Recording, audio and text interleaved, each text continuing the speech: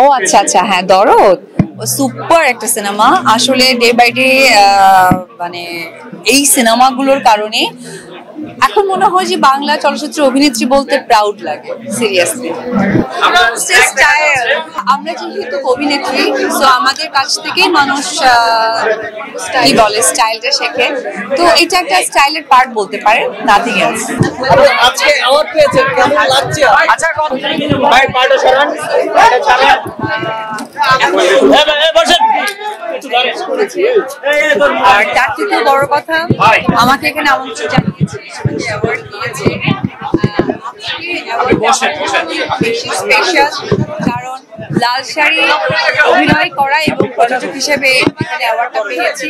So এখানে আসলে explain করার ভাষা নেই, শুধু এটুকু বলবো যে যারা আমাকে অ্যাওয়ার্ডটা দিয়েছেন বা আমাকে মনোনীত করেছেন তাদেরকে আমি ধন্যবাদ জানাতে চাই। আপু সামনে ঈদ, কি সিনেমা আপনি করেছেন? ঈদ তো এই বছর কি ঈদ হবে?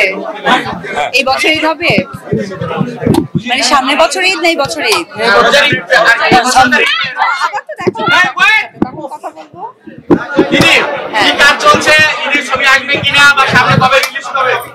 আচ্ছা, কাজ চলছে আপাতত। এখন সময় দিচ্ছি আমাকে, আমার সন্তানকে, আর কিছু টুকটাক কাজ চলছে, ওপেনিং ফটোশুট যেটা যথারীতি সবসময় আমাকে দেখে থাকে।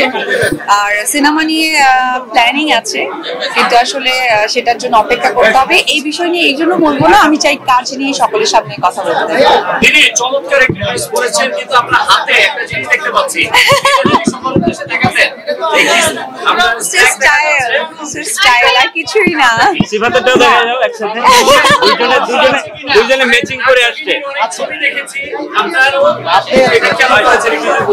আসলে আমরা যেহেতু অভিনেত্রী, সো আমাদের কাছ থেকেই মানুষ কি বলে স্টাইলটা শেখে, তো এটা একটা স্টাইলের পার্ট বলতে পারে, নাথিং এলস। ড্রেসের সাথে ম্যাচ করা, হ্যাঁ এক্স্যাক্টলি। ও আচ্ছা আচ্ছা, হ্যাঁ দরদ সুপার একটা সিনেমা। আসলে ডে বাই ডে মানে এই সিনেমাগুলোর কারণে এখন মনে হয় যে বাংলা চলচ্চিত্র অভিনেত্রী বলতে প্রাউড লাগে, সিরিয়াসলি।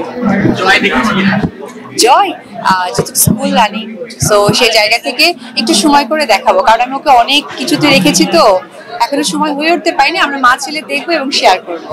আপু আপনার প্রোডাকশন হাউস থেকে কোনো সিনেমা রিলিজ হচ্ছে কিনা? হ্যাঁ আসলে না, আমি যেহেতু একদমই ব্যস্ত ছিলাম আমার কাজ নিয়ে, তবে দেখবেন ভেরি সুন দেখবেন। আমি আসলে সিনেমা নিয়ে এই মুহূর্তে এই কারণে বলবো না, আমি চাচ্ছি যে সিনেমার দিনেই যেন আমি আপনাদেরকে সকলকে কাছে পাই। Thank you very much.